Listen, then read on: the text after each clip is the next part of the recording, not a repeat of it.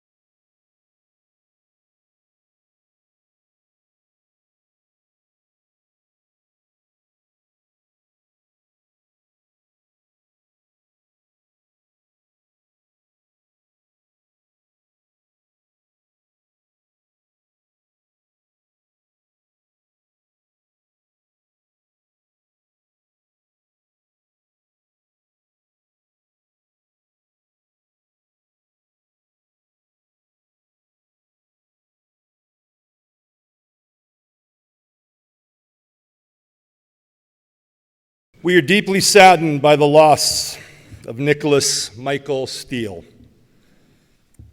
Niklas, Nick, or Nikki, will never be forgotten and will shine in us forever. Welcome, family, parents, Krista, Aaron, sister Annika, her partner Connor, grandparents, Len and Valerie Thorpe, Kent and Frida Steele, great-grandpa Howie, aunt and uncles, Amy, Terry, Mark, Angela, Sheldon, loving cousins, Jordan, Josh, Michaela, Ella, special friends of the community, supporters, and it would be remiss to leave out Harley, Ollie, and Gordy, the Steele's family pets. At this point, on behalf of everyone here today, we are offering heartfelt condolences to the family and friends who were impacted so greatly by Nick's passing. Before we begin, just some housekeeping items to take care of. For those of you, and we will be here for a while, if you need a softer seat, the family would request and ask that you come join and take up the seats up front. Please turn your cell phones off or silence them during our time together. In the foyer of the school, at the front, there are memory cards plus a guest book for you to sign and leave your reflections. This can be done at any time, most certainly before you leave today. Feel free to use the washroom facilities anytime. As I mentioned, we're going to be here for a while. All facilities are in the front area of the school. And due to the format of today's gathering, I'll be breaking much of the eulogy up. We're going to blend our words and offerings with those who have come to share today. Family and friends, my name is Rick Michael Stanley. My guy, Nick, we share the middle name. I'm a good friend to this incredible Steele family. I sometimes consider myself a bit of a surrogate Steele. Family member, but wishful thinking on my part. I like to think. Before I begin, let's make something clear, everybody. Nick wants you to know today you can cry, you can hug, and you better damn well laugh. Nick was about the social aspects of life, and he doesn't want to look down on us ruining his celebration of life. In fact, he'd like there to be a bit of a party. To start off, let's thank the West Haven School, staff, community for allowing the Steele family to honor Nick in the most fitting way possible. Thank you to Noel Rinsky, who is a teacher, close friend, and community great. We thank current Associate Superintendent Cal Monty, who is the former principal of École Corinthia Park School.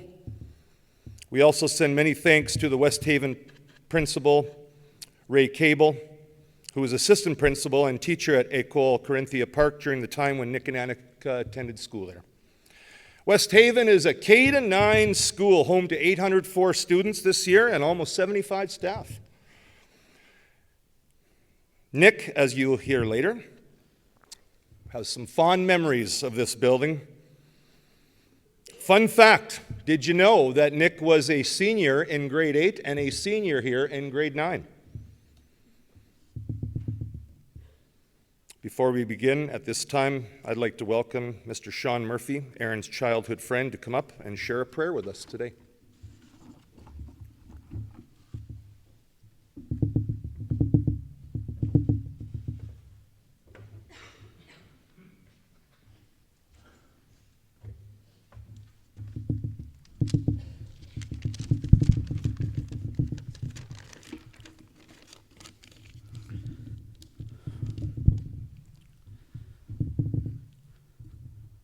Lord, we ask you for the strength to focus on that which enables us to keep going forward.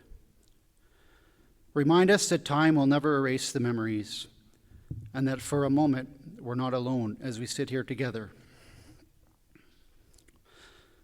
We give thanks for the times we have had with our loved ones, both the ups and downs of living life, but most of all, we are grateful for love, which is stronger than death.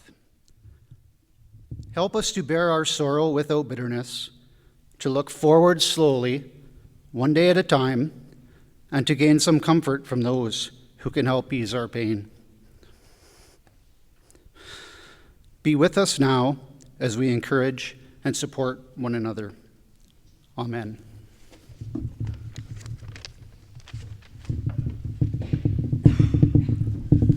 Thank you, Sean, for this offering to the family. How did I know Nick? First of all, Nick, or Nicky Steele to you, not to me. He's my Nick Papa Giorgio. Because I have to tell you, if you saw Vegas Vacation, who the hell could pull that suit off like he did? That's amazing. When I look at that suit, you're lucky I'm tall and out of shape. I'd be rocking that thing. When looking at this suit and these incredible portraits, let's recognize Dan Sundell's artwork. Portrait features Dan's 67 Chevy Impala. Took Nick for a ride in it before this production of this amazing art. Nick and I knew each other through his parents, Chris and Aaron, and sister Annika, who I've had the pleasure of knowing for many years, coaching and getting to know the family. Nick was there for the games, the travel, the dinners, many social occasions.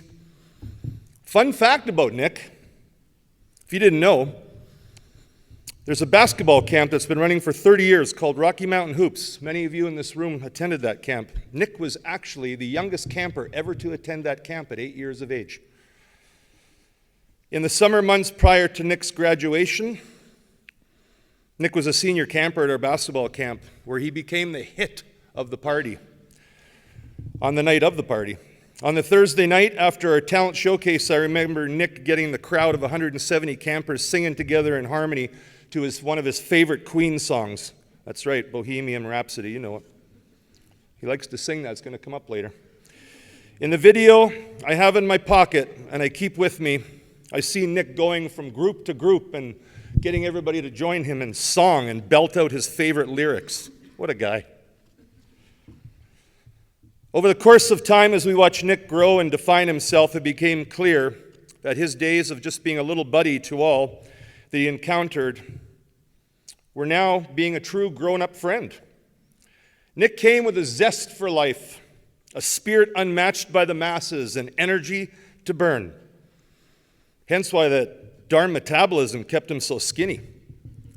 As for Aaron and I sitting at the lake, we could only dream of burning calories the way Nick could, especially when Dad cooked that incredible brisket and Krista decided to make up 14 dishes for Nick and his buddies who joined us, Annika, Connor, and crew. I was just able to feed off these incredible nights where we literally had to call the party off due to people suffering from the meat sweats that Nick seemed to take care of business with. Didn't bother him much. As mentioned, Aaron's always up for a good smoker to get the brisket on early where the outhouse would come to the lake. I distinctly remember one morning taking Nick coming over, and he presents me with a sandwich that was leftover candied bacon and smoked turkey from the outhouse. He made me a sandwich. It was the best clubhouse I've ever had. Meat sweats were back again. Now, Nick's propensity for the meat sweats was undoubtedly inherent or developed at a young age, as one of the first times I met him was at the Big T's barbecue in Calgary, Alberta, while on a basketball trip for Annika and her team. Ladies and gentlemen, for those of you who don't know Big T's, it's barbecue. Let me tell you, it's a big deal. I can tell you that in my day I could eat, but this little bugger challenges me to eat the Elvis platter for $140 back in the day when Nick was 11 years old. And he starts talking smack while doing it. Come on, Rick, can't you eat more? I tried shoving the baked beans down his little throat. Annika wasn't allowed in that competition, and Lord knows she can eat at the end of her day because it was game day. Right, Annika? Those of you who knew Nick would completely understand and have much perspective on this fun fact that definitely defines Nick.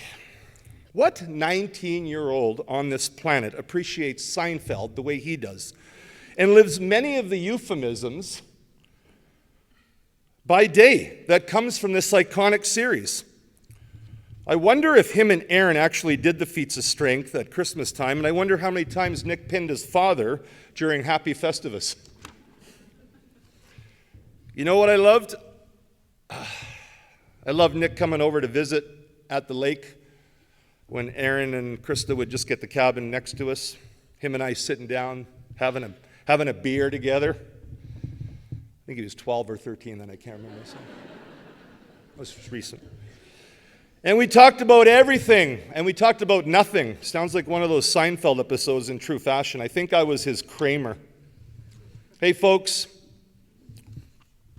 there's a clear... Yeah, we're going to get to them. There's a little bit about Nick here, folks. Actually, correction, there's going to be a lot. We're going to celebrate you by shedding tears of all kinds of emotions today, buddy. Nick was born in Wetaskiwin but raised in Leduc. Those who spent a ton of time with Nick knew that he was involved in a ton of sports, with favorites being hockey, golf, basketball, football, and later on became interested in boxing. One thing for sure, Nick was a water enthusiast, either recreational, fishing, great story coming up later, teaching his mom how to fish, kayaking, or just finding a raft to sail out to sea on or in the middle of Sylvan Lake. The backyard rink days were something to be proud of. Who remembers those? Many of you do. Dressed up in the heritage rink boards, you knew that if Dad was doing it, it would be out of this world. Out comes the hot dog maker, and the media outlets showed up. Juice boxes galore, the kids who were the die-hard hockey players. Everyone knew that if kids didn't show up after school to their homes, they were probably engaging in a hockey game at the Steele's residence. One of the greatest attributes that Nick had in this time was he took the time to teach the little ones how to skate. Typical Nick fashion. Boys were sniping slap shots on the end, looking all cool. Nick would take time to work with the young kids on how to be a part of this amazing experience. He didn't need to show off. He just wanted to be proud of what he had and share it with others. And he spent time with those kids. That's right. The clear theme here is Nick loves the underdog. While on a trip to Cuba, January 31st, 2014, visiting the a la carte restaurant. Nick decides, as an 8-year-old, it's okay to dive on the snake that's loose in the front of the restaurant. As his father scolds him and asks him, "Don't touch venomous snakes, Nick." Nick was able to tell his dad, "Geez, Dad, there's no venomous snakes in Cuba. The tour guide told me that." It's similar to how Nick's love for hedgehogs came through loud and clear when he continued to pick them up, even though they'd continue to bite him and attack him. But only Nick knows the love of every species. I had the pleasure of looking through some pics and was able to see Nick and Blair and 9-year-olds chowing down on turkey drumsticks. The best part of the story was the boys were making fun of Thanksgiving decorations, as 9-year-olds would. According to Lynn, those little buggers, not really, but almost got no turkey, she said. Turkey dinners and special dinners at the Close family was special and memorable. Here's what I love about Nick. He didn't give a hoot what people thought of him.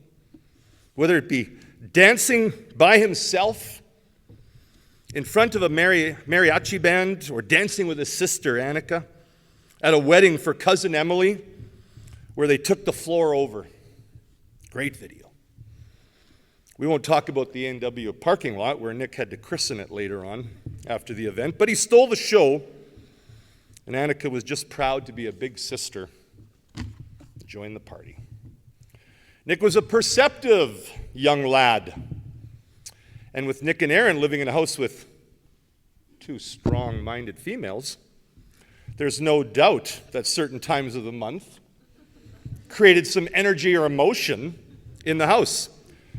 I don't know what we're talking about here, but one day when Nick was in the middle of a good old-fashioned lady scrap, Aaron, Dad, drives up the driveway, met by Nick coming out screaming, "Dad, did you know that?" The rest is for that Steele family to ponder over. I told you about that fishing story, Mama Krista, last summer. Never been fishing in her life. Nick decides time to take Mom fishing. Out come the kayaks, the rods. Nick teaches Mom to cast her rod once, twice, 3 times. Krista says, "Oh, I got something." "No, you don't, Mom. Settle down. You've got grass." Krista told me this story. I said, "There's no grass at the bottom of Sylvan Lake, Krista." She goes, "No, I got something." And of course, Nick can see the rods vibrating and bending. And this is her first time fishing, so there's no way she's catching a fish. And Nick is not going to get outdone by his mother. When he did recognize that it was a fish, she became so excited that dinner would be different that night. But Nick had to get home, skin it, clean it, fillet it. He was so excited about the conquest, but he was also so pissed that he couldn't catch anything. He stayed for 4 more hours to try to catch another one. He didn't want to get shown up by his mama, but he was proud to say that he taught his mom how to fish. Growing up with Nick while spending time with the family. Halloween pranks with Nana Valerie and Papa Len are always fun. Each year, a new scenario would be introduced by Nana and Papa to spook the kids. If he wasn't jumping off the roof or crawling out from underneath the pickup truck, Papa Len would go to underneath the patio table with a drop cloth where Nick would walk up the steps and say to the dressed-up monster, which was actually Papa, "I see you, Papa." Nick was so scared and so filled with laughter, he literally drops to the floor on many occasions. Nana and Papa liked to hide in the garage where Krista and Aaron sent the kids, and how much fun was it for them to pop out and scare the bejesus out of them. When Nick was little, he loved Christmas. Such an exuberant young lad. Nana wrapped up the gift in a Campbell soup box where Nick ripped off the paper and was screaming, "Soup!" The best part of the story was Nick was excited to have soup. He didn't care what was inside. Papa took Nick fishing to Cold Lake where Nick was under the impression they were catching swordfish. Nick thought he was in the Atlantic Ocean. Nick loved his ginger beef that Nana made. She made it with that chili chicken. Nana made a mean roast beef, and it was a fight for the evening when ribs were out, as Papa Len would lose to that growing little boy every time.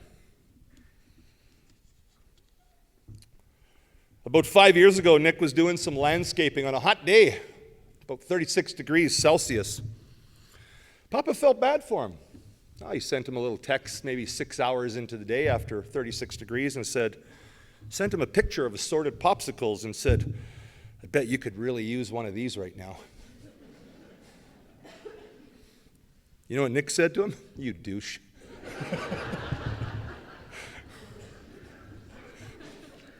How about hiding those Easter eggs? Nana and Papa thought they were ever so clever. Talk about dragging out the marathon Easter egg hunt.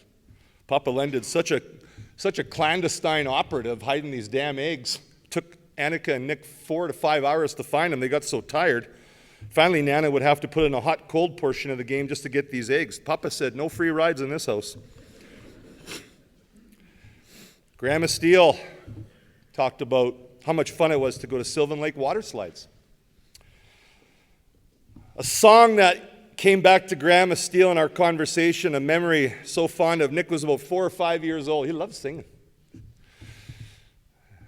Sung by the witch doctor. And he'd sing it. Ooh, ee, ooh, ah, ah, ting, tang, walla, walla, bing, bang. You got it. Can you imagine? Of course you can imagine him saying that. We all know he loved music and he enjoyed singing at all costs. Grandma and Grandpa Steele just moved to Camrose.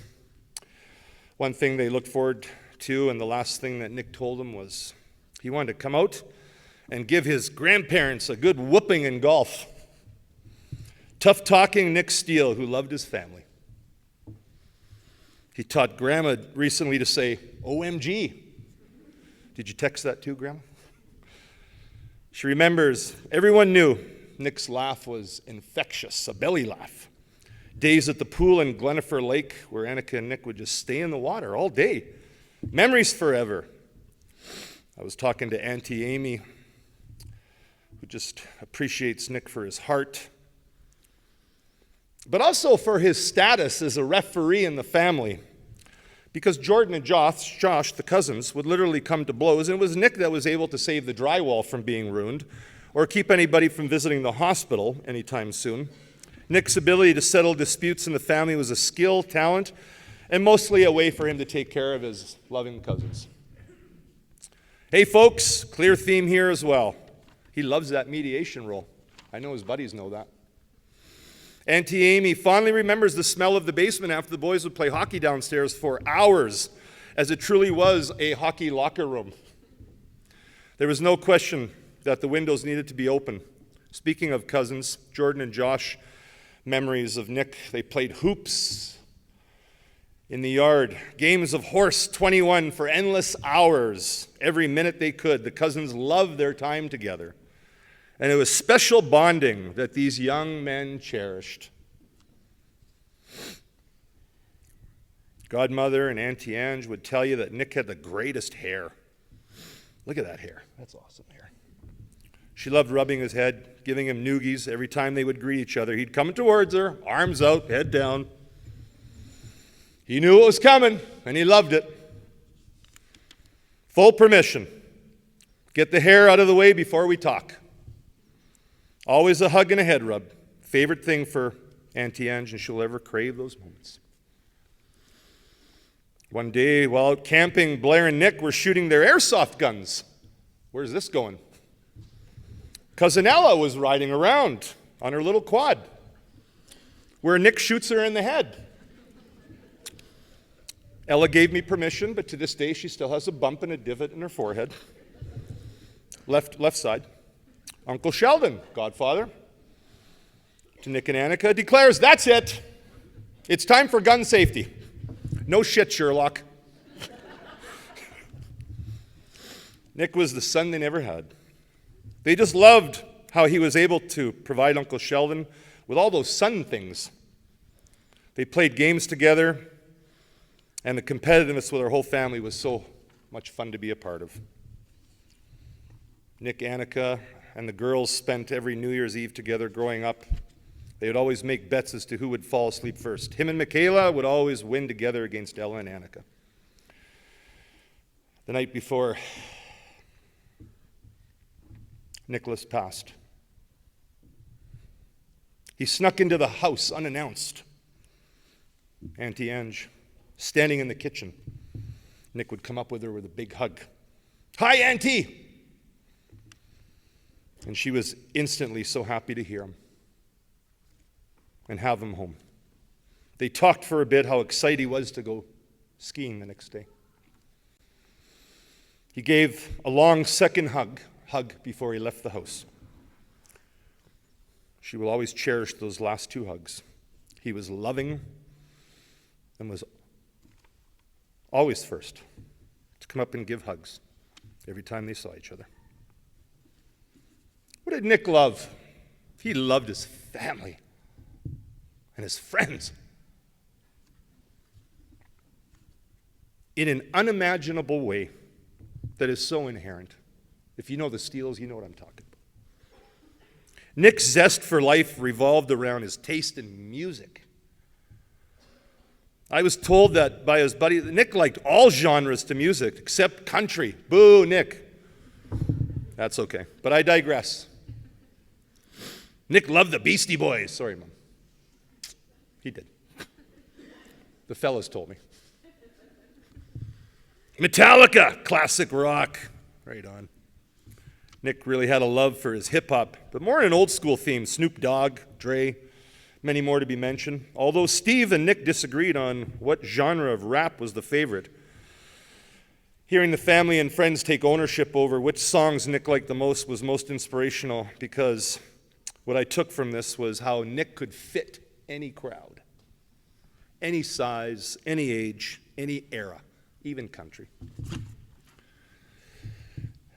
Nick's days at school had some amazing experiences. One of his teachers said this: "I will always remember Nick as his cheerful grade 6 self. He loved any opportunity to perform acting out skits with friends in social studies, being in Christmas concerts, or taking it to the hoop on the basketball court. Nick had that playful grin that turned into a full-on chuckle that spread through the room. We bonded through our mutual love of sports and our appreciation for just silliness. Nick, your memories will live on. ECPS sends our love and support to your beautiful family. Rest easy, buddy." Leanne Pablo, grade 6 teacher, Corinthia Park.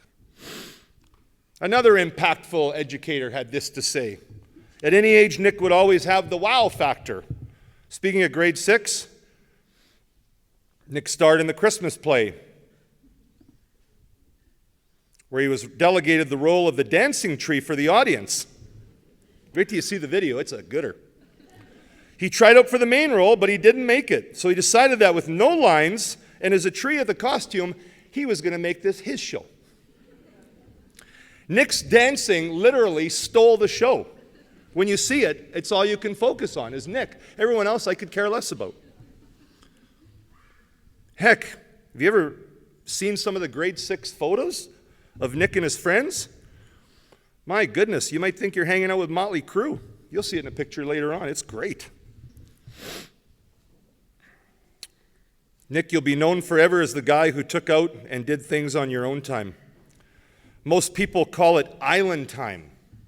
At Corinthia Park, they called it Nick time. You were never in a panic, never in a rush to do anything. You did things your way on your own time, Nick time. Your big eyes, your big smile made it impossible to get mad at you. When you graduated high school, your dad, so proud of you for making it on time. Just making it on time, that's it. Just make the grad. Dad messaged to let them know everyone was proud of you for graduating, but even more proud you just made it there on time. Nick, you had the ability to walk into any situation and make it better. You always had a positive outlook on life. Niklas, I know you're up there teaching everyone to take things easy and do things on Nick time. Until we meet again, take care. Mrs. Weatherby, your grade 2 teacher from Corinthia Park. A former coach said this. Nick played volleyball for me in grade 8. As we know, Nick wasn't much of a finesse volleyball player, but more of a rugged football player. It took me almost all season for him to keep his serve in the court as he did everything hard as he could. He would always look over at me and say, "I tried." Nick had a good heart, but he was a great teammate. Rest easy, buddy, Mr. Porter. In high school, during COVID, Nick had a major assignment to get done in foods class. Now, for many of you in COVID, no kitchens were open, so we're going to cook at home. Well, off to Nana's.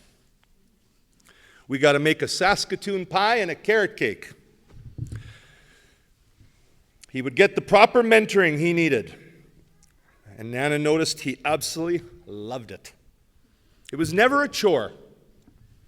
Nick did everything from scratch. He rolled out the dough. He created his own cheesecake icing, using fresh fruits and really being dedicated to the details of the coursework. Nana would say that he loved his food services class, and guess what, Nana? He did love the food service class, but he loved you. And spending time with you. Truth be told, he just loved spending time with his family. He received glowing reports on that cheesecake and that pie. And he was the recipient of passing that course with flying colors. But unfortunately, the evidence was eaten so fast. But everybody got to share in the project. Before I do bring Mom and Dad up here, I got a poem for you with the help of my wife and daughters. Aaron, Krista, and Annika Steele, our beloved family. Words to you from your friend Rick, Lisa, Alicia, and Ella Stanley. There are no words to describe your loss and grief. The time with your son was far too brief. You raised an incredible young man. We're having difficulty to try and understand. Your love for each other will never be tiring. To all the family and friends around you, your love is so inspiring. Aaron and Krista were so proud of their son. Annika's brother was truly a loved one. You and many others are dearly heartbroken. The love in this room shows you your community has spoken. Nick's memory will always be eternal. His legacy will be intact. We are going to honor him in a way that is truly exact. Nick, thank you for who you are and what you did in your early years. You gave us a gift, and we will always remember the way it should appear. To Aaron, Krista, and Annika, please remember that we are with you forever. And seeing all the friends and family here today would make Nick happier than ever. At this time, Krista and Aaron, please join us on stage to share your thoughts.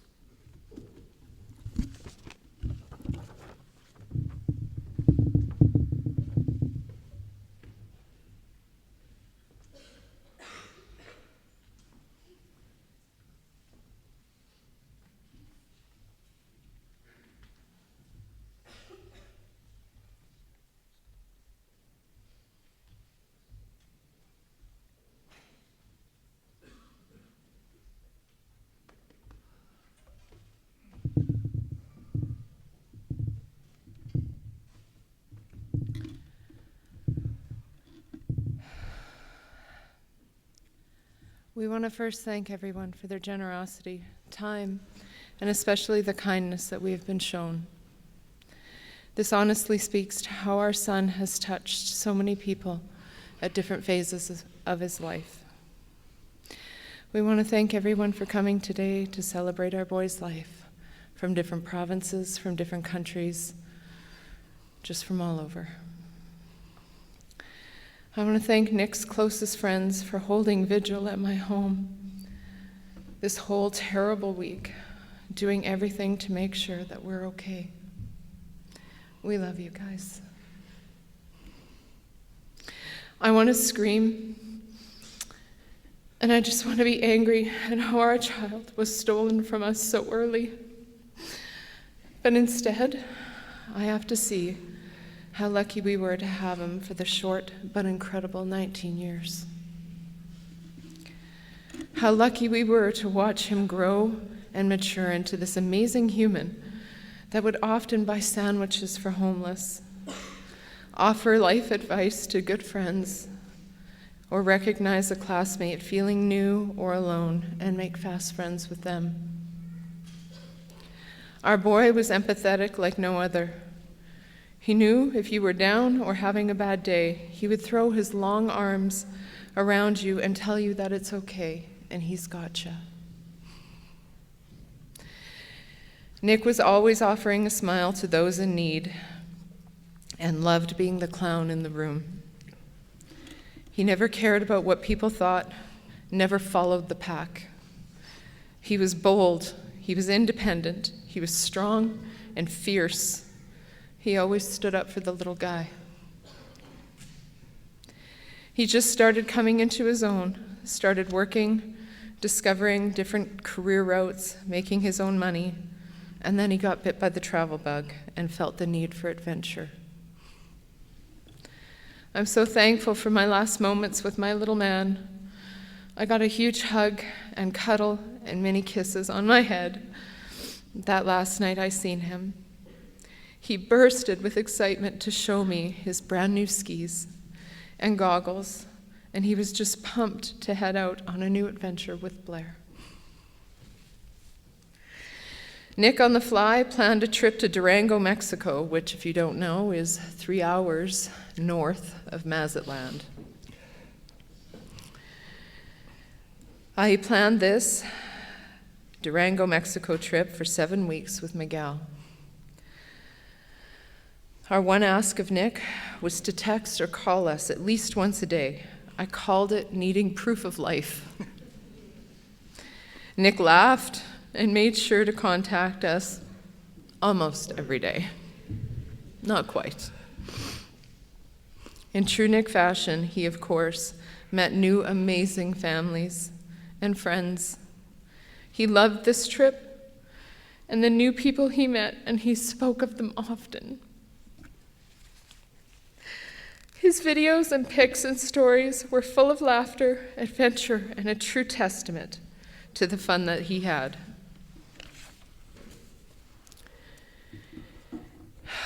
Nick was very loyal to his tribe. He loved his family and his friends hard and unconditionally. I think he will continue to watch over us all, making sure that we are going to be good people that look out for one another and pick up each other when we fall.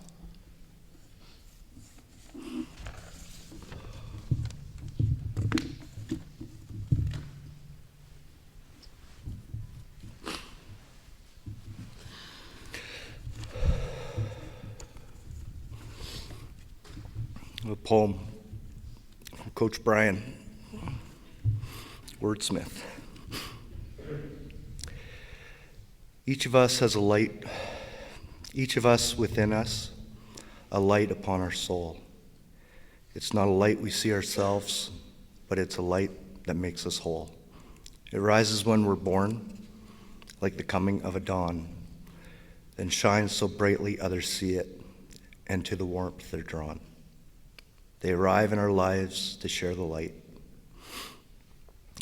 and friendships are formed that inspire our life. When your time has come and your light appears lost, we believe that your light with you too has crossed. And when the dark is darkest and the heartache is hardest, Nick's light will return and shine brightly to warm us.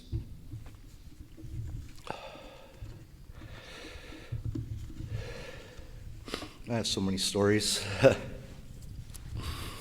True Nick fashion. I wrote them out today, 5 minutes before they were due.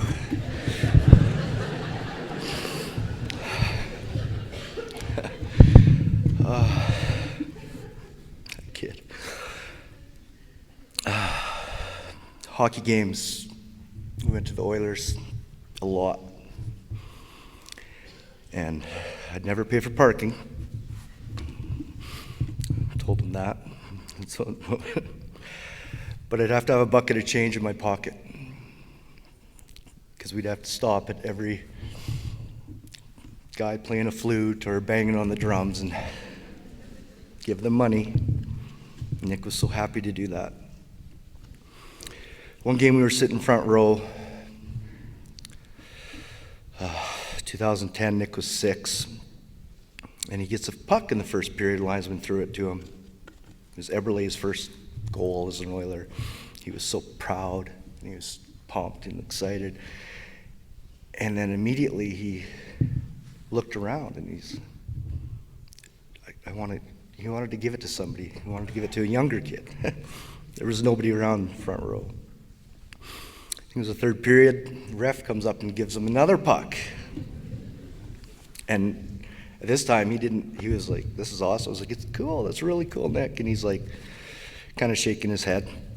So he couldn't wait. We ended the game and walking out, and he found a child that was a little younger than him that didn't get a puck, and he gave him that puck. He would have gave both pucks away. I said, "No, you keep one." Oh.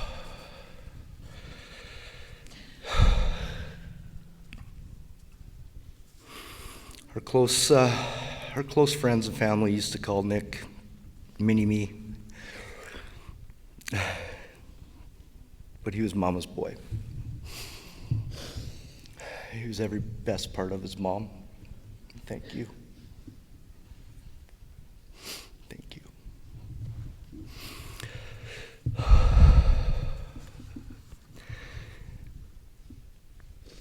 People would call today, or call this last 2 weeks, send me messages, and didn't know what to say, and I would just say, "There's no playbook." There's no playbook being a dad. I used to quote, my coach would come out and say, "You miss 100% of the shots you don't take, Nick. Annika, hard work beats talent when talent doesn't work hard."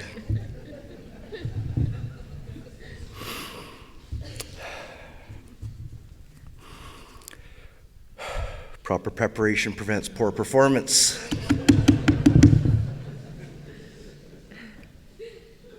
Annika still rolls her eyes, so would Nick.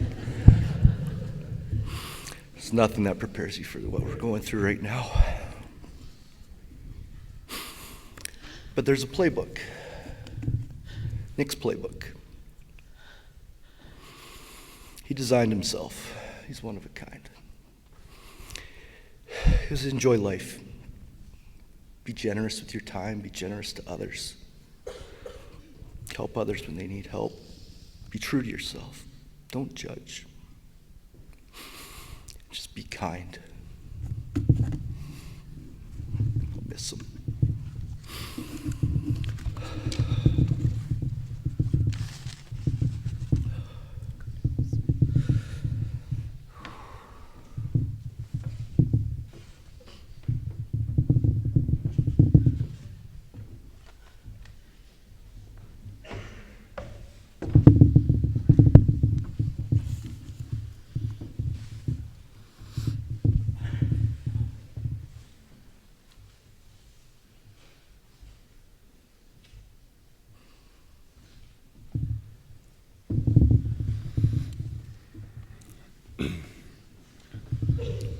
Krista, Aaron, Annika, we just can't hug you enough. And our love for you will always be here. Like branches on a tree, we grow in separate directions, but are our roots remain as one.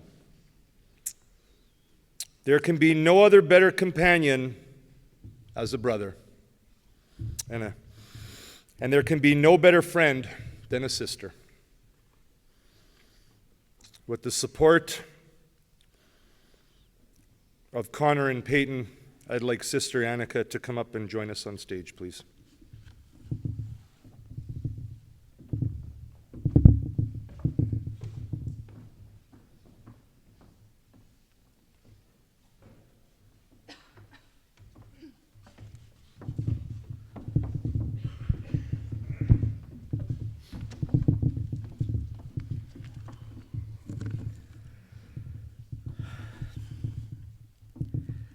Good afternoon, everyone, and thank you for coming to my brother Nick's funeral. The amount of support my family and I have received during this time has been incredible, and I want to thank each and every one of you for taking time out of your week to share memories and celebrate how special Nick was. Words cannot even describe how heartbroken I feel losing my brother, but I believe Nick would have wanted me to share some stories. I have decided to write a letter to Nick with my favorite memories of him.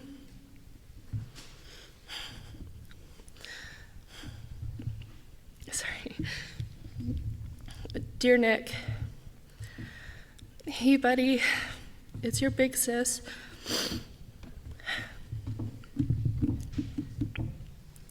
I never thought I would have to write this letter.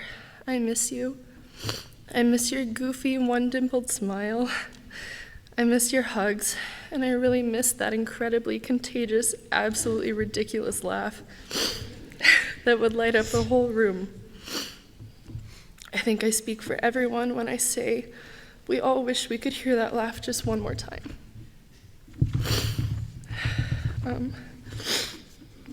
Things have been pretty glum around the house.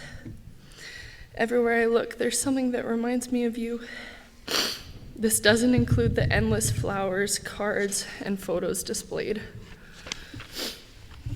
It's the kitchen, where you and I would always be way too extra when cooking or making a meal.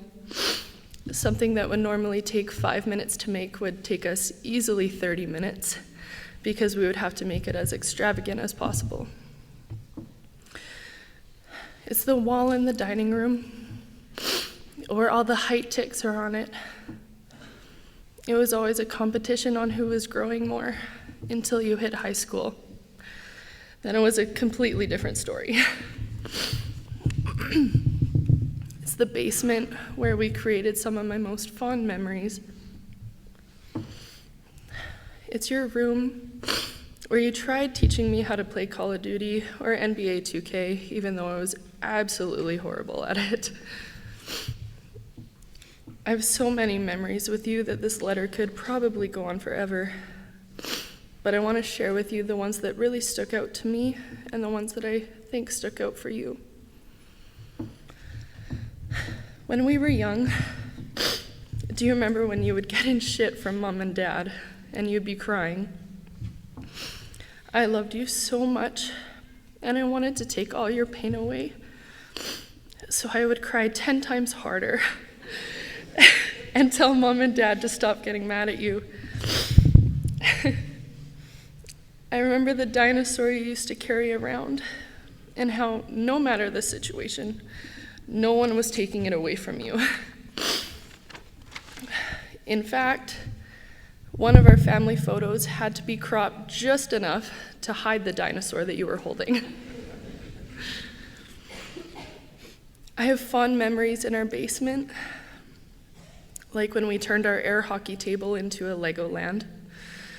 And oh man, did we spend so much time creating the coolest Lego city you've ever seen. So many of Nick's friends can attest to this, that we spent so much time playing with that thing.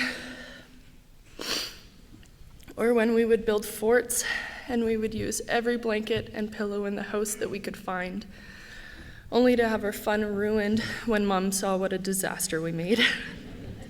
But I know she secretly loved it. Do you remember when we went through our massive strawberry milk phase and we'd drive to 7-Eleven together at least 3 times a week to go get a 1 liter? Every time you and I were driving in a car together, it was a complete jam sesh. I mean, we had the Bust a Move by Young MC duet down to perfection. And don't even get me started on No Diggity by Blackstreet. Speaking of music, you would continuously argue that you had the better music taste than me. I still 100% disagree. Another memory I cherish was during the beginning of COVID in 2020. Do you remember playing Super Mario Bros. On our Wii in the basement and defeating the entire game? Dear Lord, Nick, that was the most fun and frustrating 10 hours of my life. One of my fondest memories is the time we spent playing basketball. Playing one-on-one in the backyard. I would definitely use my height to put you in your place. I remember the crazy fadeaway shot you were forced to learn to try to combat my clear height advantage.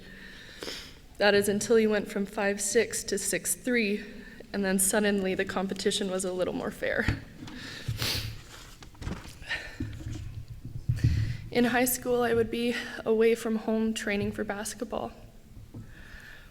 Although we were apart for a lot during this time, I knew that when I returned each day, you would be home waiting for me, waiting to talk about our day. I will miss our super late night snack times where we would just sit on the kitchen floor and chat about our day and just giggle about the dumb stuff that was going on in our lives. More recently, do you remember when you would hide stuff in the basement from Mom and Dad? But you told me so that you wouldn't forget where it was. I will always remember us partying together, how you were absolutely horrendous at shotgunning beer. And in all fairness, though, I wasn't much better. I remember how every time we would play beer darts, you would make sure to sit extra far away from me because, let's be honest, my dart throwing skills are pretty scary. I had a tequila shot for you the other day. I think you'd be proud of me. I never understood how you loved tequila and drank so much of it, the opposite could be said for me. There's so many places that remind me of you, Nikki, and although they make me sad right now, I know that with time, when I look back on these memories and stories, a little joy will be brought back into my life.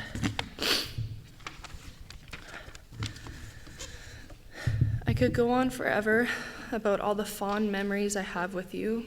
There are so many, and I will keep them all close to my heart. Nick, you were always true to yourself. You lived authentically, and you didn't care what others thought of you. The courage to be yourself inspires me to live my life authentically as a way to honor and remember you. You love me for who I am, and were the one person I could be myself around. Your love can never be replaced, and I know you will always be with me. Smiling back, saying, I got you. I promise to continue making you proud, Nick. Everything I do will be for you, and I know you'll be with me every step of the way. I wish I could see you, tell you I love you, and just give you one more hug. I miss you. The whole family misses you, including Harley, Ollie, and Gordy. You are so loved by so many people, and I hope you know that. Goodbye. Goodbye for now, but not forever. I love you, Nikki. Love your big sister, Annika.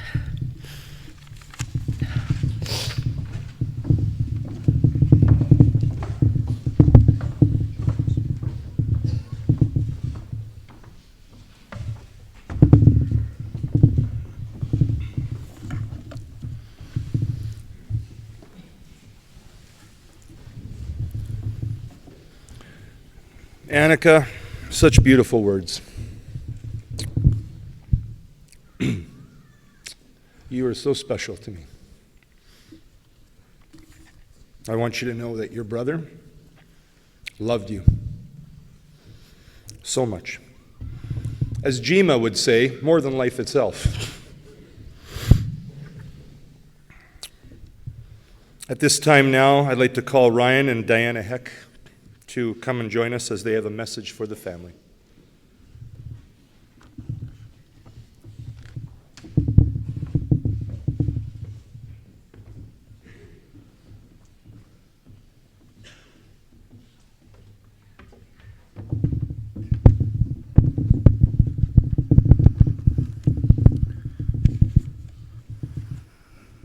Well, the turnout here really shows the love that everyone has for Nick.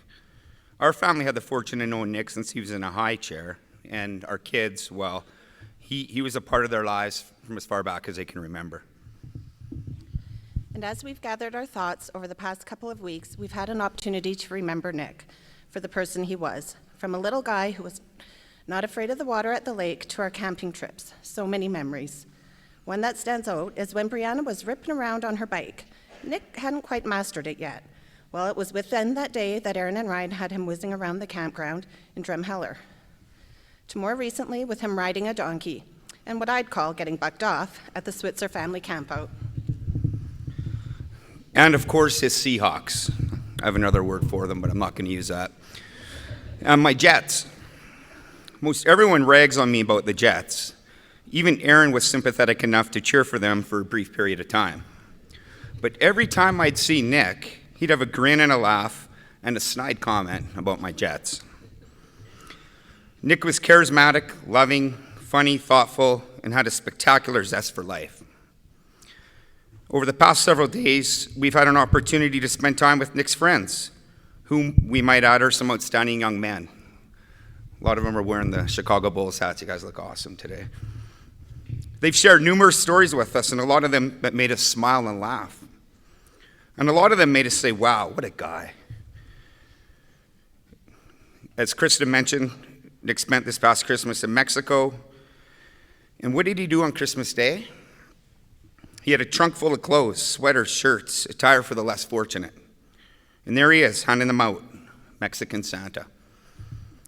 Or when you go to a hockey game, as Aaron mentioned, always had to have a few $5 bills and some loose change in his pocket to contribute to the buskers. I can just picture Nick dancing and singing along. The last story we'll share shows more of the kindness he had. And, Nick had an appetite, right, to say the least. Aaron and Nick finished eating, and Nick asked Aaron if he could have another burger. Aaron obliged, gave him a few dollars, and Nick bought the burger. And as they left the restaurant, he handed it to the homeless person that he noticed on his way in. What an outstanding gesture. We tell these stories as it shows the kind of person that what Nick was, but we also tell them because it truly represents who Aaron and Krista are. You guys are so kind and giving of your time, fundraising for whatever cause, supporting friends when they are in need, and just being outstanding citizens of the community. Kudos to the two of you. You have raised wonderful children. Be proud. You know how we spoke a moment ago about the love that everyone here has for Nick, how it also shows, perhaps just as important right now, the love that we all have for the Steele family. Because as we move through the coming days, weeks, and months ahead, that is what is going to be important. Don't get me wrong, Nick is never going to be too far from our thoughts. In fact, he will live in our hearts forever.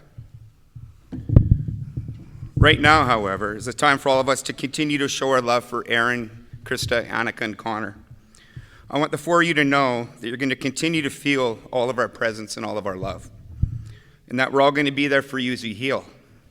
Whatever it is, a phone call, a visit over coffee, Aaron, a rum or two, we're going to be there for you. That is why it's important for you to know that you have our support, and as this wave called life keeps going, we'll be there for you. To finish, in the words of Nick, we got you.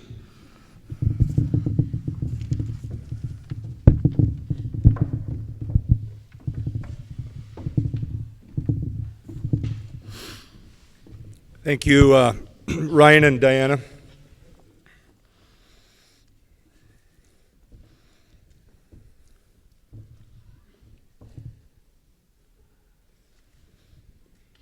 What an incredible testimonial.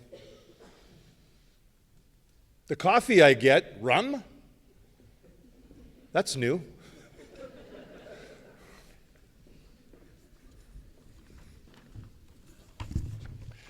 Let's talk a little bit more about Nick and some other areas, excuse me, in his life. Some jobs, career aspirations, or maybe just a little side hustle. Nick had a few jobs in his early life where he learned some valuable skills. Spent a couple of years at Canadian Tire, where he ran the forklift, took care of inventory. Nick then moved on to Fountain Tire. Where's my guy Mike? There's Mike. To which we'll share some good thoughts as to how Nick fit in there.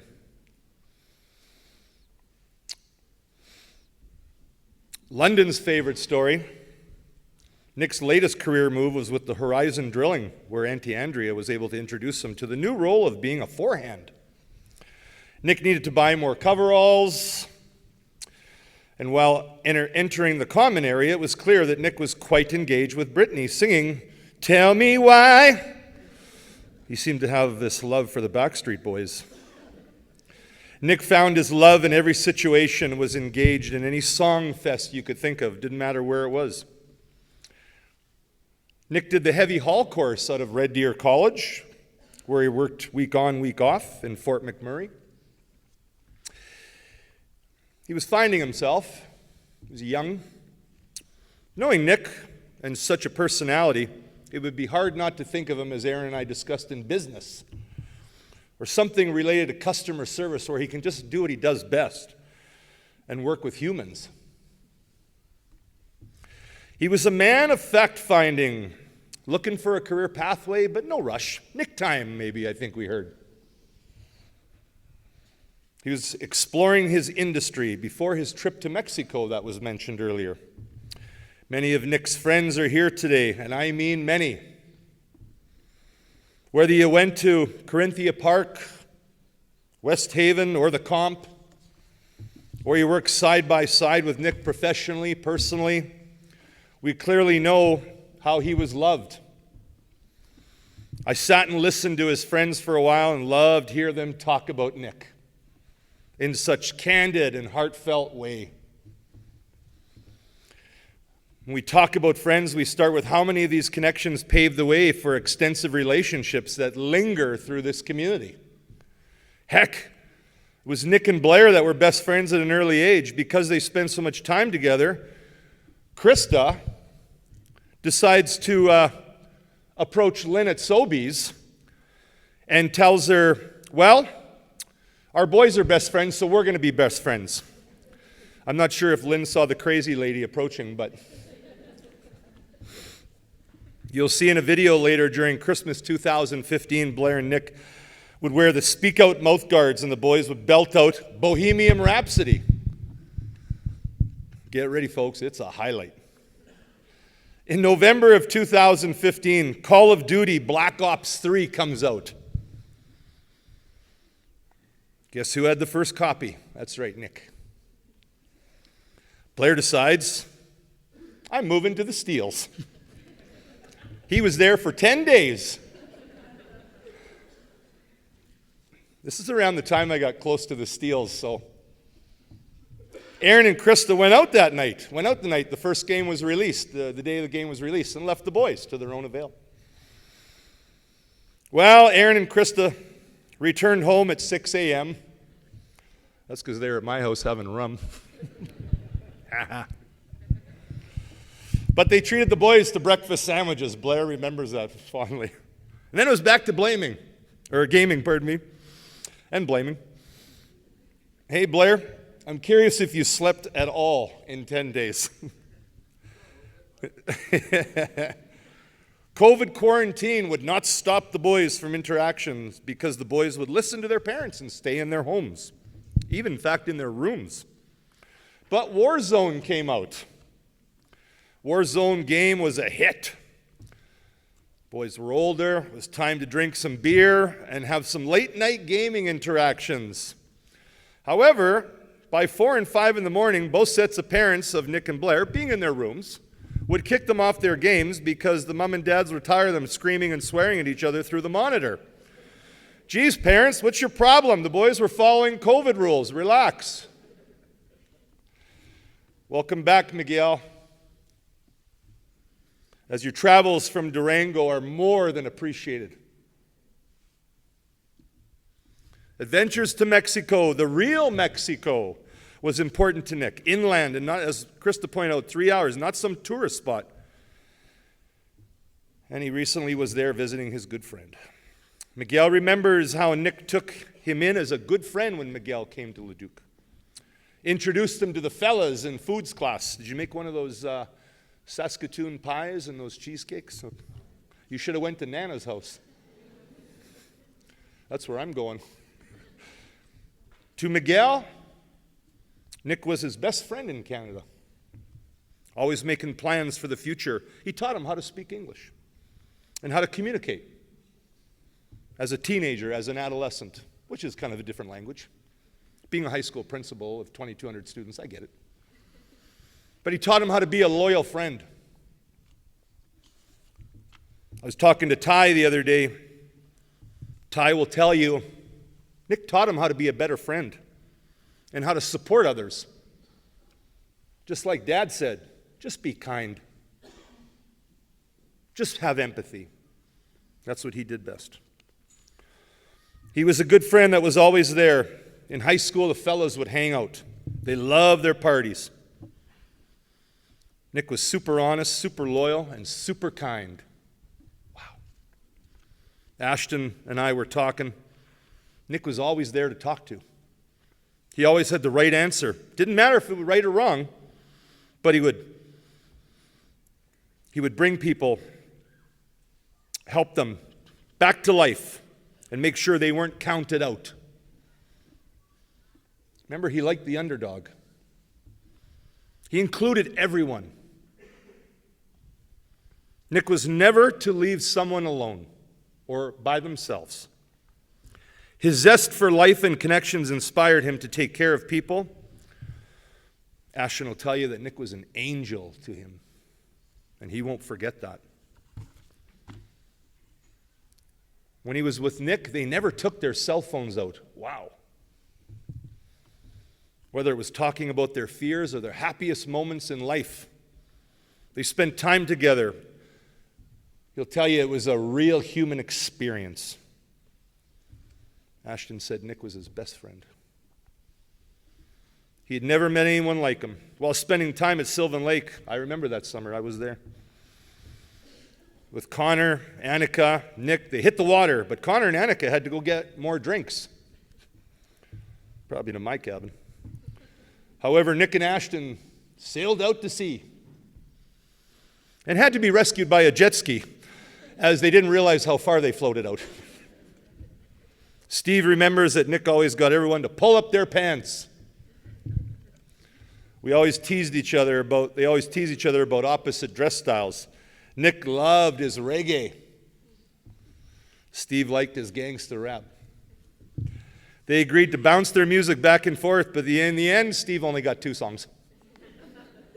The whole night. Right, Steve?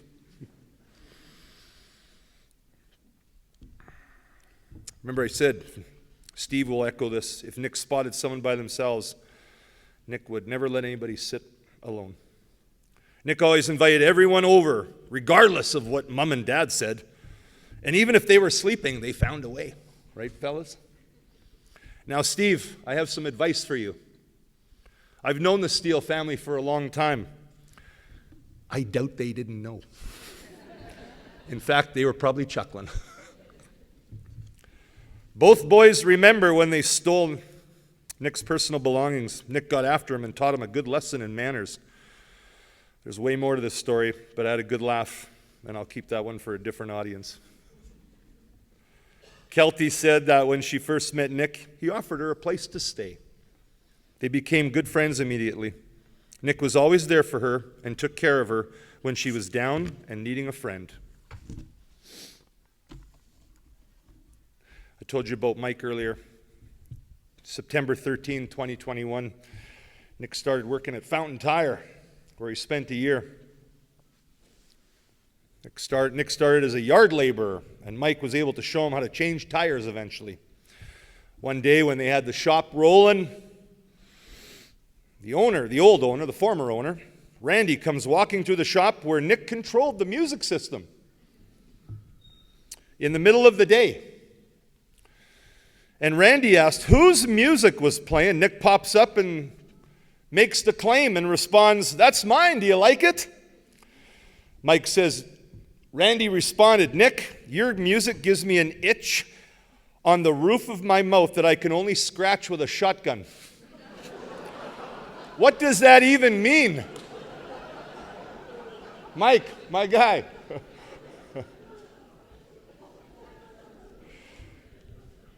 Blake will tell you, haircuts were a big deal.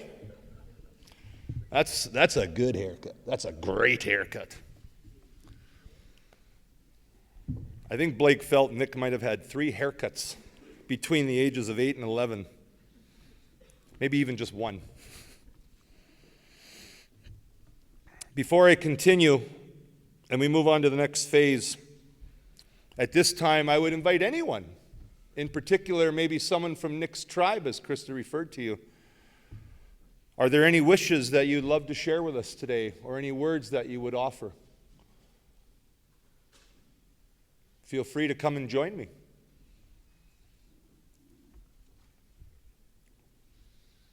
And I'll let you think about that too. Blake, it looks like, are you coming? There we go. Blake's coming. How fitting as we just finished with Blake, and awesome.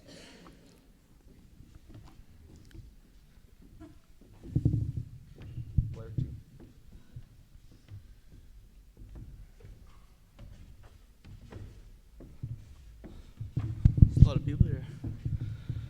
I just wanted to say Nick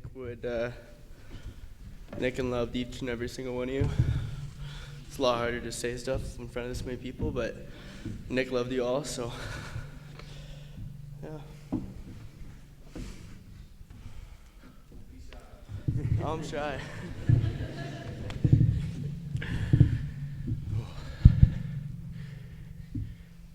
Well, to be totally honest, in total Nick fashion, I did not prepare anything to be up here. There's so many memories that I just kind of wanted to come up and share a few of them. I remember when Aaron and we took Nick out. He's probably 8 or 9 years old at this point, and he still can't ride a bike. So me and Aaron took him out, we took him around the lot, and that kid fell. And all he would do is he fell every single time. And he finally got up onto that bike and he started pedaling, and I've never seen a kid smile so just ear to ear, just thinking about everything. And like Rick said, of course, there was the times where we would stay up till 6 a.m. and just play video games.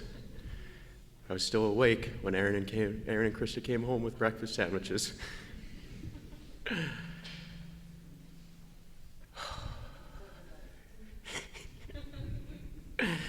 And of course, yeah, there's the Thunder Buddies, where we watched Ted, just like Jackass, far too young. And Krista was at work, so there was a big thunderstorm, and Nick and I sent her a video of us singing Thunder Buddies. Just want you to know that you're going to be my Thunder Buddy for life, man, and I'm going to miss you.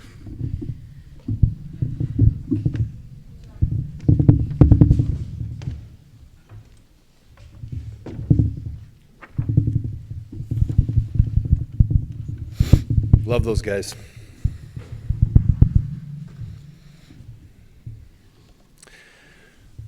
A little bit of logistical here. We're going to head to the video soon, so at this time I think we've got some volunteers who can start passing out our treats, and I'll give a little description as to what's happening. They're at the back of the room right there, so I think we've got a couple of people that'll get. So at this time, before we get to the video, there's going to be, please know there'll be a little container passed out, like this. I ask you to pay attention, close attention, that these are tequila shots. That's right. And if you wish to join us for a toast at the end, feel free to take one. Just remember, you kids, that's not lemonade.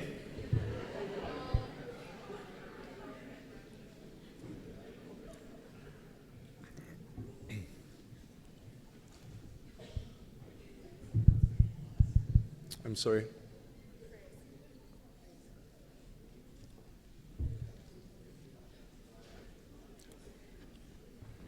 In the video,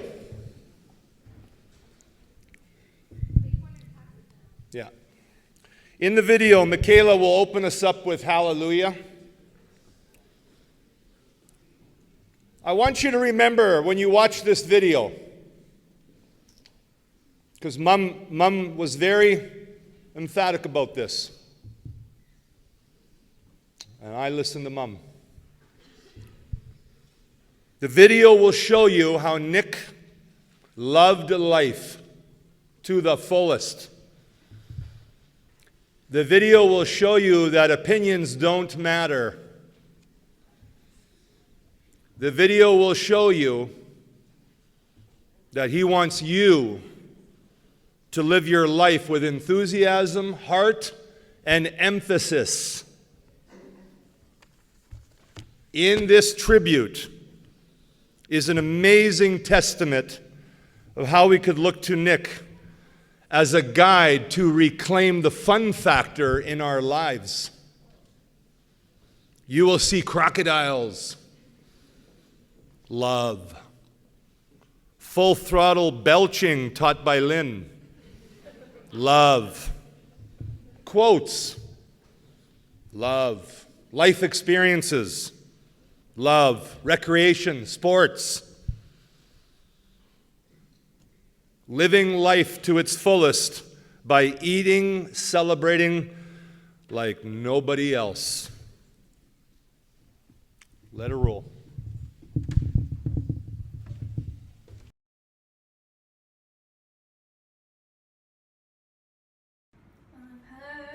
There was a secret chord, and David played and pleased the Lord, but you don't really care for music, do you?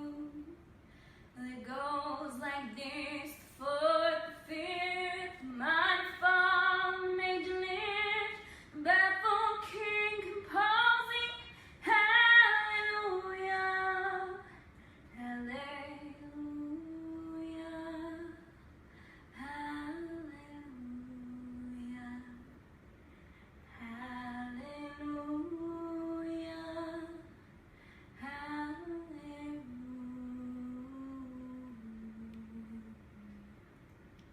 Well, your faith was strong, but you needed proof.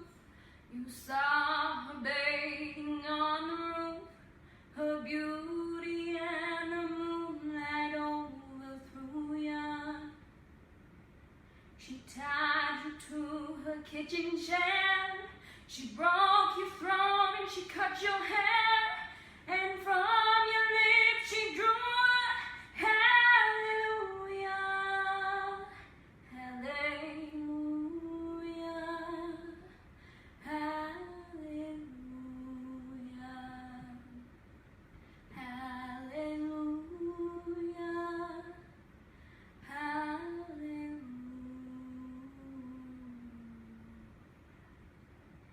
Maybe there's a God above, but all I've ever learned from love was how to shoot somebody who outdrew ya.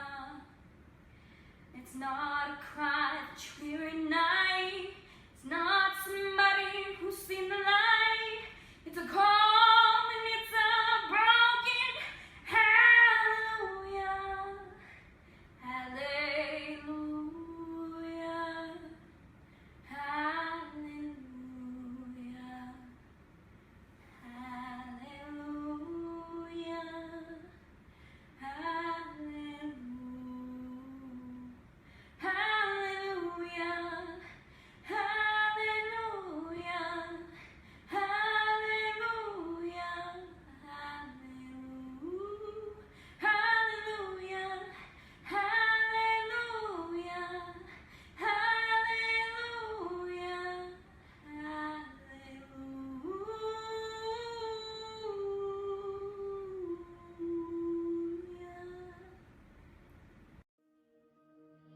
Early morning, there's a message on my phone. It's my mother saying, darling, please come home. I fear the worst, but how could you leave us all behind? There's so much to say, but there's so little time. So how do I say goodbye? Someone who's been with me for my whole damn life. You gave me my name and the color of your eyes. See your face when I look at mine. So how do I say goodbye?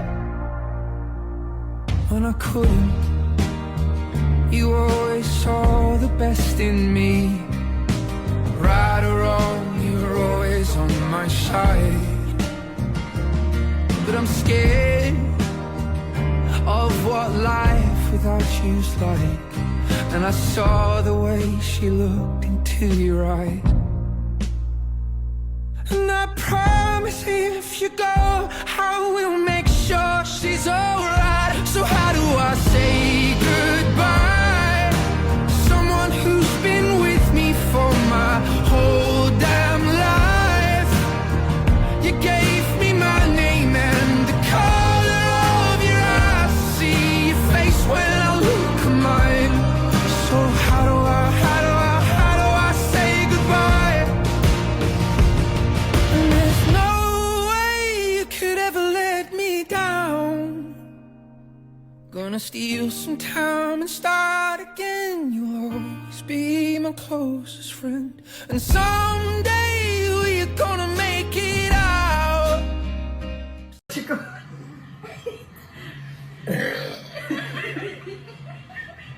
it again.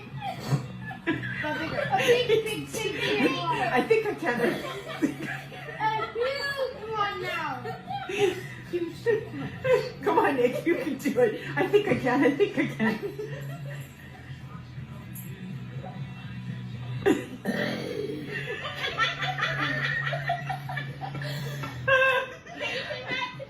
And I wonder why you're in the naughty kennel there, eh, Nick?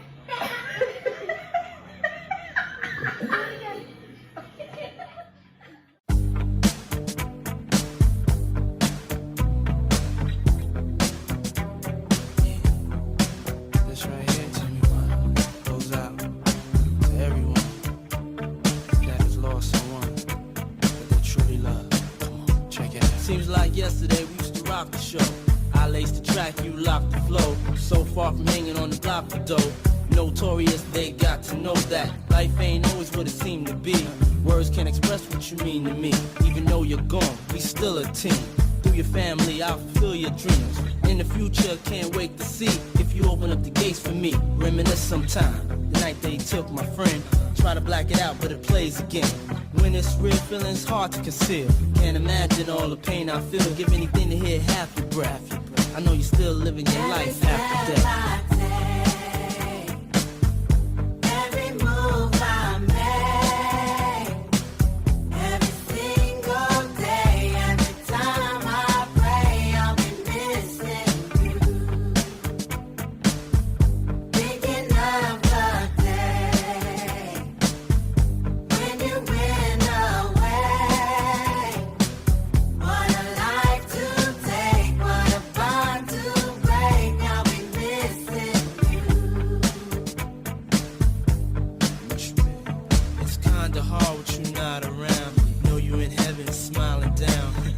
Us while we pray for you.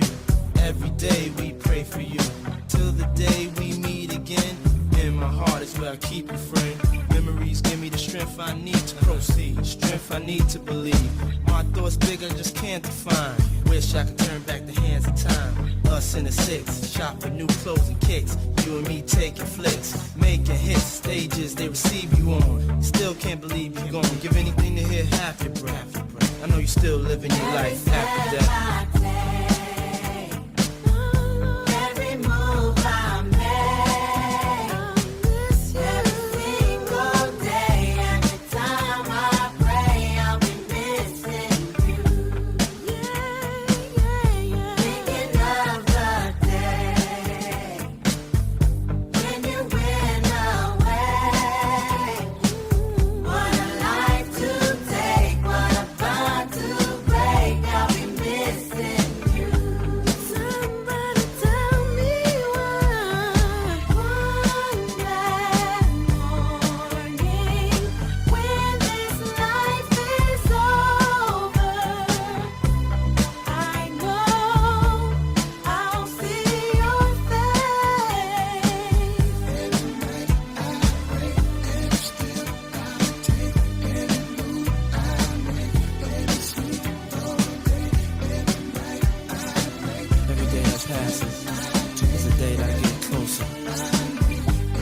seeing you again. We miss you, babe. And we won't stop, 'cause we can't stop. That's all.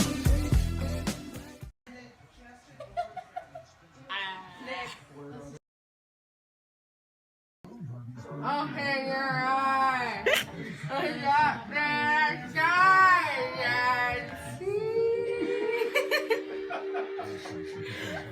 I'm just a hard I know it. On that easy come, easy go. Lift a high, lift a low. And you gotta win the whole doesn't really matter to me.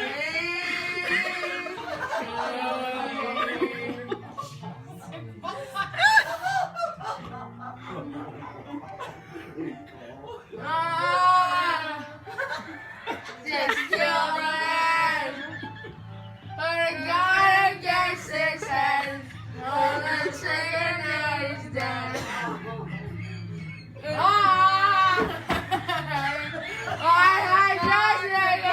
just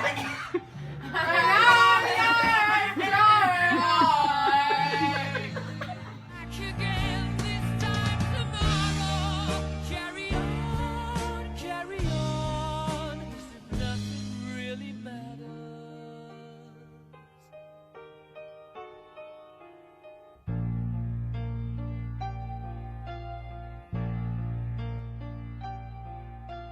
Too late, my time has come.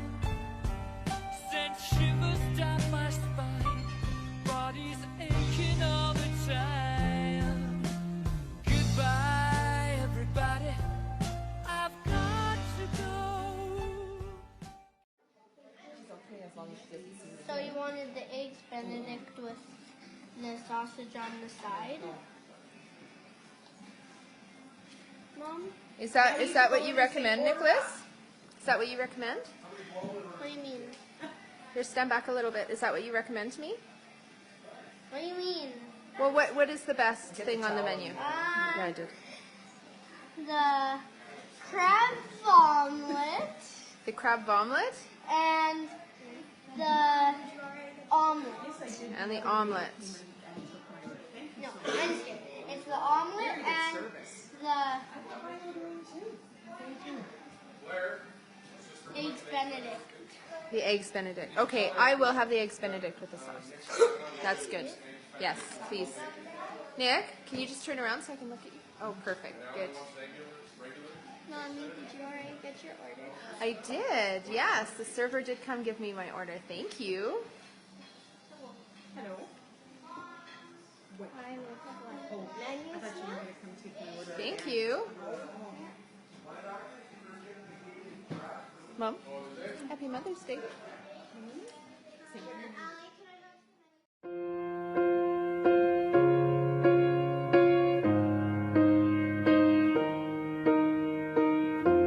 What would I do without your smart mouth? Drawing me in and you kicking me out. You've got my head spinning, no kidding. I can't pin you down. What's going on in that beautiful mind?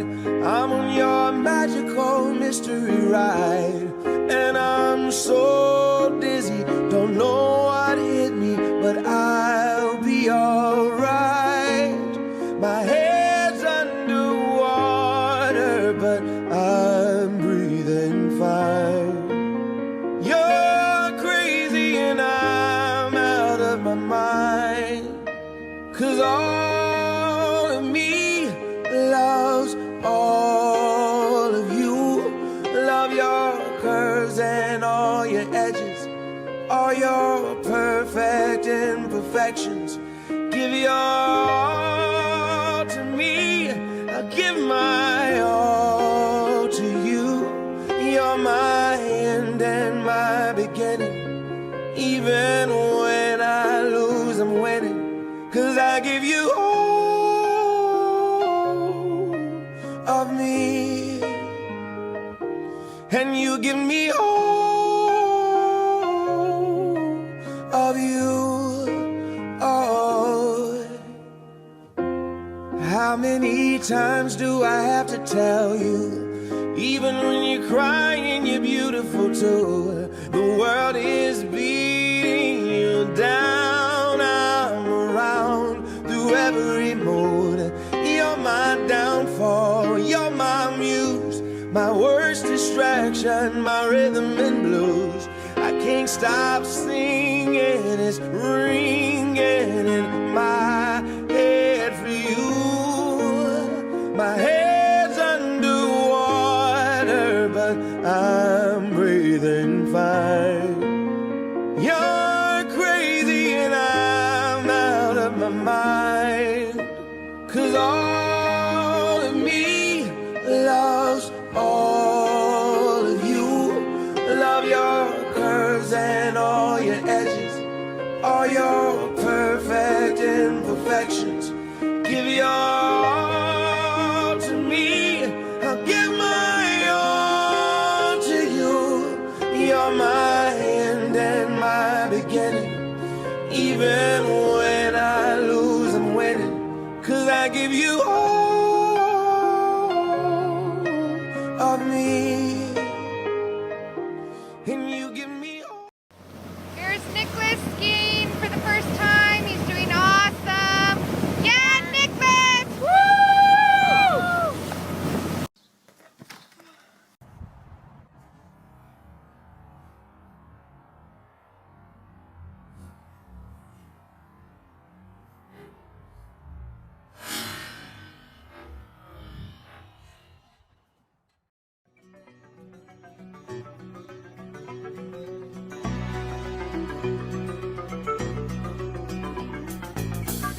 I was a highwayman. Along the coach roads I did ride, with sword and pistol by my side. Many a young maid lost her baubles to my trade. Many a soldier shed his lifeblood on my blade. The bastards hung me in the spring of 25, but I am still alive. I was a sailor, I was born upon the tide. With the sea I did abide. I sailed a schooner around the Horn of Mexico. I went aloft to furl the mainsail in a blow. And when the yards broke off, they said that I got killed. But I'm living still. I was a dam builder across the river deep and wide, where steel and water did collide. A place called Boulder on the wild Colorado. I slipped and fell into the wet concrete below. They buried me in that great tomb that knows no sound. But I am still around. I'll always be around, around, and around, and around.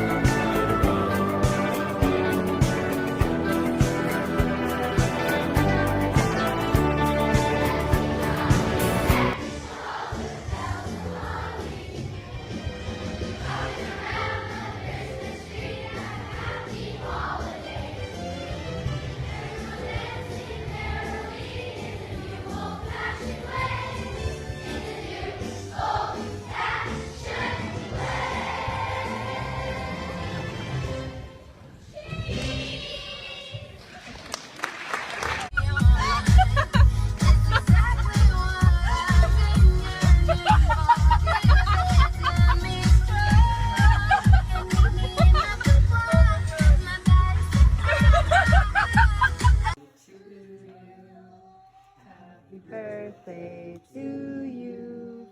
Happy birthday, dear Niklas. Happy birthday to you, really. Oh! You're gonna have the meat sweats. Adding the mushrooms to it. You're gonna enjoy the meat sweats. Hey guys.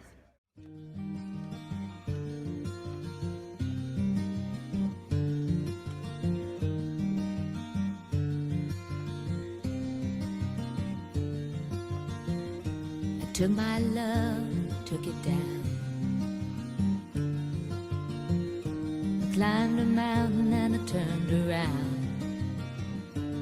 And I saw my reflection in snow-covered hills till the landslide brought me down. Oh, mirror in the sky, what is love? Can the child within my heart rise above? Can I sail through the changing ocean tides? Can I handle the seasons of my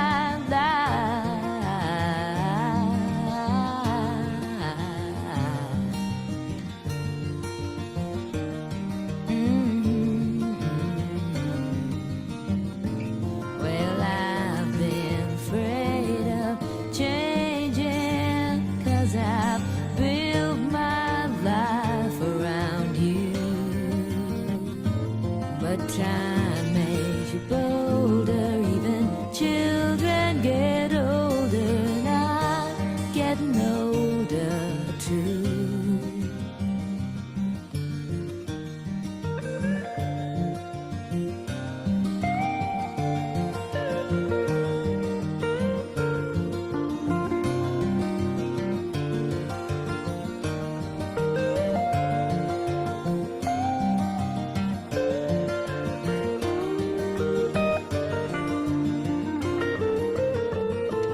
Well, I've been afraid of changing, 'cause I've built my life around you. But time makes you bolder, even children get older, and I'm getting older too. Oh, I'm getting older too. Oh, take my love, take it down. Oh, climb a mountain and turn around.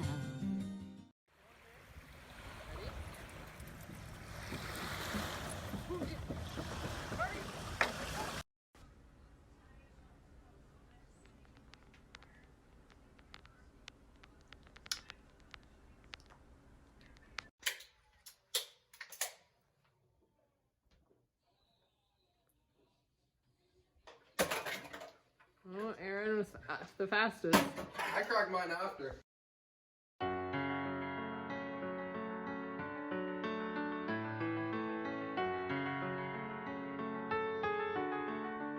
Can we pretend that airplanes in the night sky like shooting stars?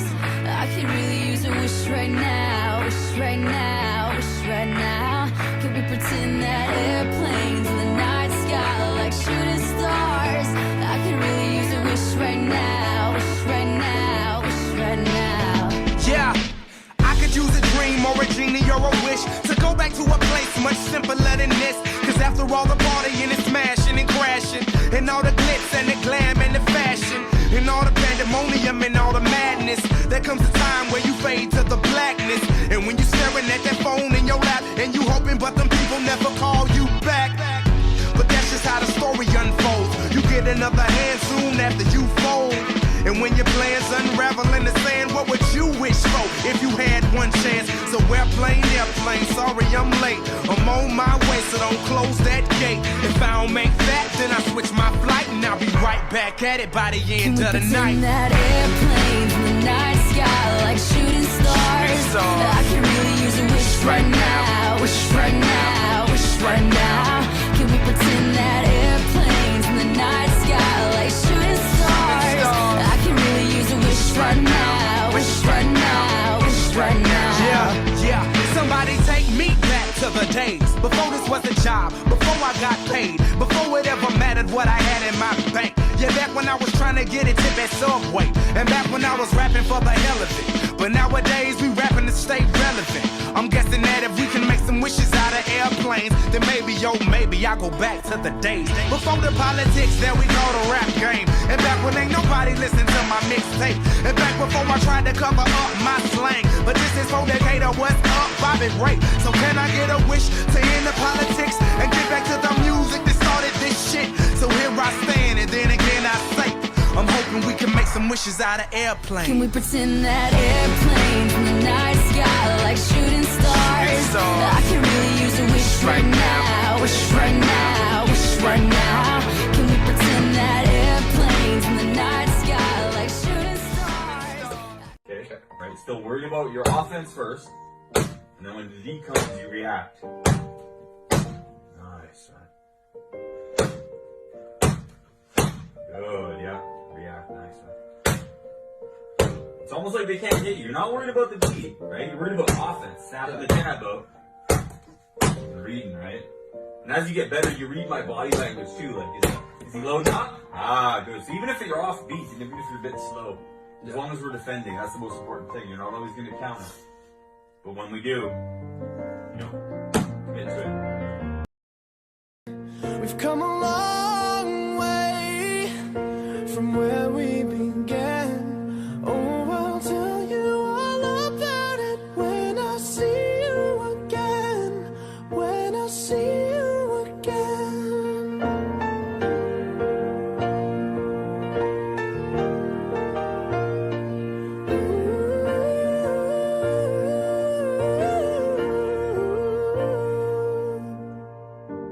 How do I breathe without you? I'm feeling so cold. I'll be waiting right here for you till the day you're home. Carry on. Give me all the strength I need to carry on.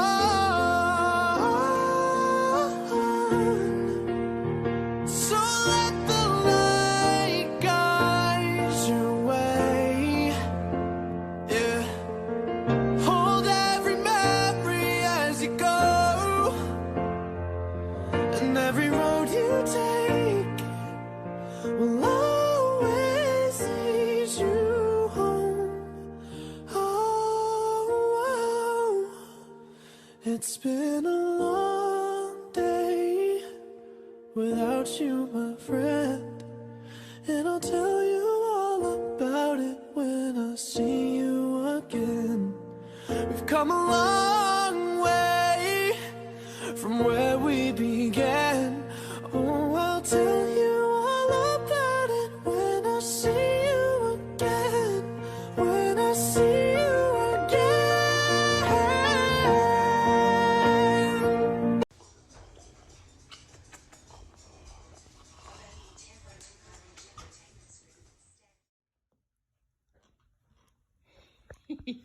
I got lost. Why are you taking a video? Because I got pictures, too. Yeah, hi.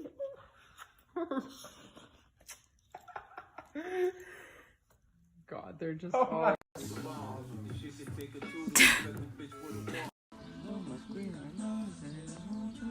Y hay que hacer las cosas bien. No te salgas de tu línea. A la empresa es muy fiel. Us. I now knight thee, Sir Nick Flipperhands.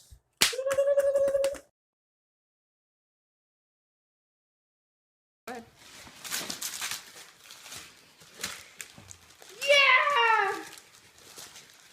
Thank you!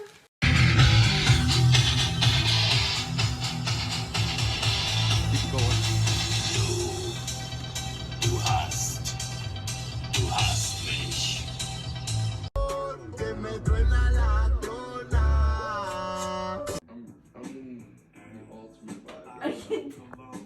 You remind me of some...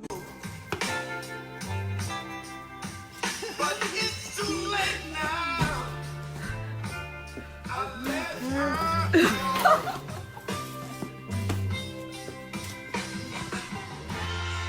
I'm going through changes.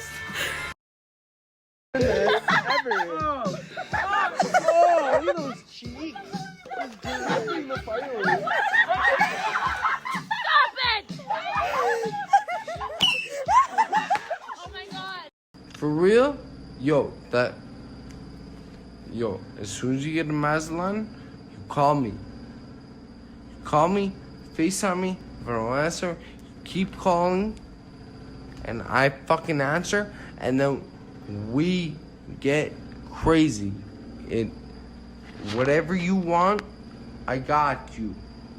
No, for real. Like, whatever you want, I got you.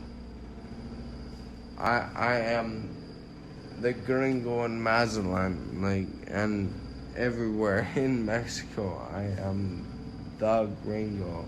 Whatever you want, I got you.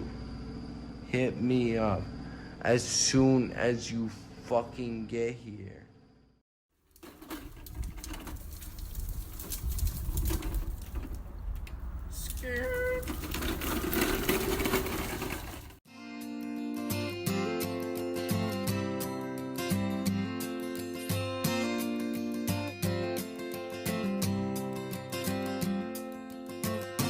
You belong among the wildflowers. You belong in a boat out at sea. Sail away, kill off the hours.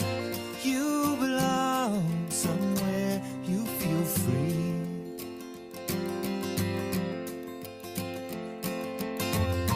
Run away, find you a lover.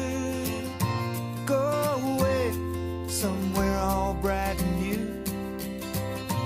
I have seen no other who compares with you.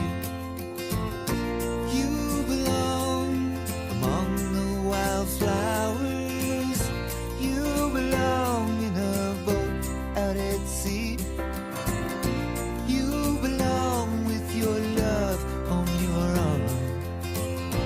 You belong somewhere you feel free.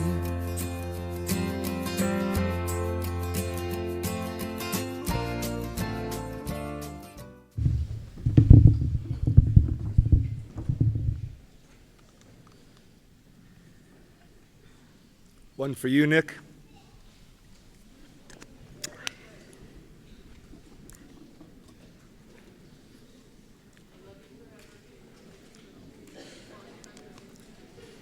And one for me. Nicholas, we got you.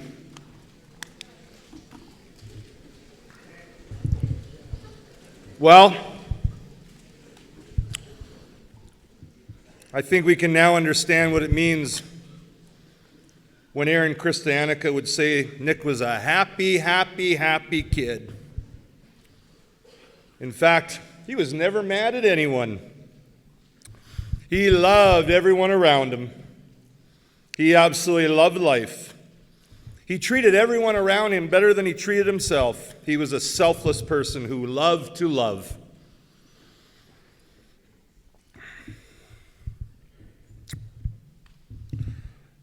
We watched your family be dealt a situation that is difficult to overcome. Grief is always at play.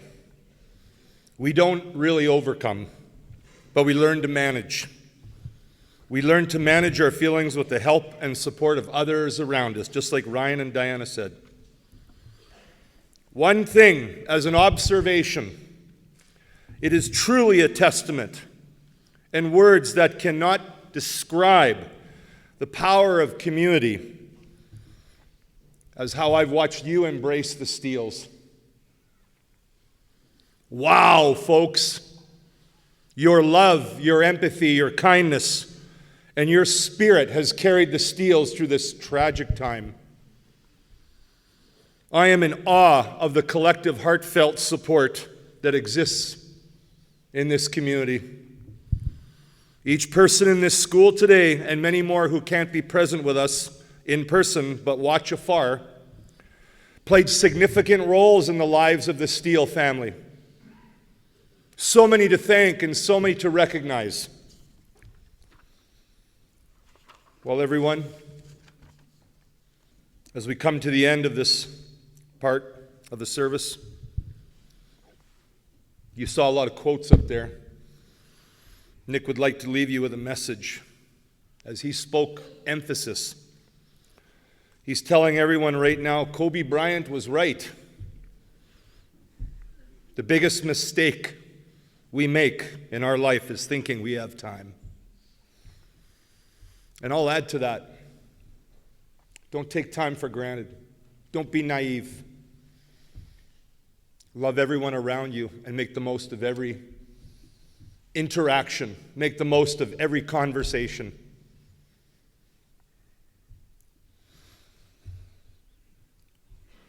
In closing, I wish to remind everyone that we are celebrating here today in the school with a delicious meal that was put together by many in the community. There are so many people to thank. The contributions to this video. Thank you to the Klutig family who are here doing videography, Mike and Emma. Emma's there. Matt Fossey, who was a student of mine at Jasper Place back in 2002. We just reconnected. Live streaming the event. Jen Moriarty, Cornerstone Pub, food. Please join us for refreshments and food this afternoon so we can grieve and we can heal together. On behalf of the Steele family and friends, we would like to thank everyone for joining us in person and from afar. Thank you for every hug, words of encouragement, and loads of love you've shared with the Steeles. They have much gratitude and are blessed to have you in their lives. Thank you.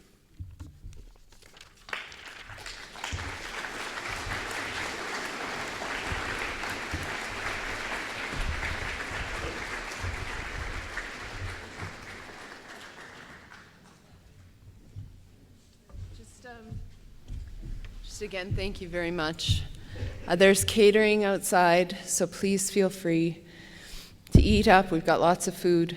After, at around 5 or 6, friends and family are all welcome to our home. So if you would like to stop in, we would more than be happy to have you. Thank you for coming today.